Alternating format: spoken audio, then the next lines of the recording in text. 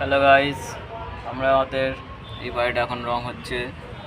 দেখুন, এই বাড়িটা আমরা রং করছি এখন।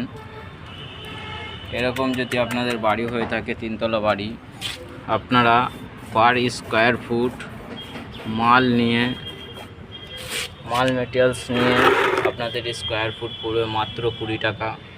প্রাইমার, কালার্স, লেবার কস্টিং নিয়ে আপনাদের পার স্কোয়ার ফুট পড়বে 20 টাকা। যত তলায় বিল্ডিং হোক, বাঁশ, দড়ি সব আমাদের।